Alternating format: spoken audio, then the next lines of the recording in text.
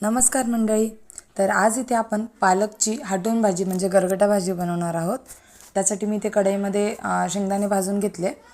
त्यानंतर याच्यातच एक तांबे पाणी गरम करायला ठेवलं आणि पाणी छान उकळल्यानंतर यामध्ये चिरलेली पालक भाजी स्वच्छ धुवून घेतली आणि यामध्ये टाकली.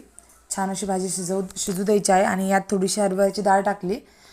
मी 10 मिनटं हरभऱ्याची डाळ भिजवून घेतली होती आणि नंतर मिक्सरच्या भांड्यात 2-4 हिरव्या मिरच्या, लसूण आणि शेंगदाण्याची बिना पाणी टाकता पेस्ट केली.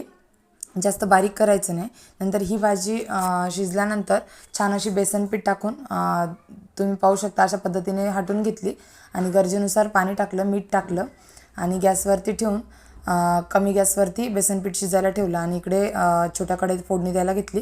फोडणीमध्ये तेल, लसूण आणि जिरे टाकून फोडणी दिली आणि लगेच झाकण ठेवलं म्हणजे जेणेकरून फोडणीचा वास बाहेर जाणार नाही आणि मस्त अशी पालक गरगटा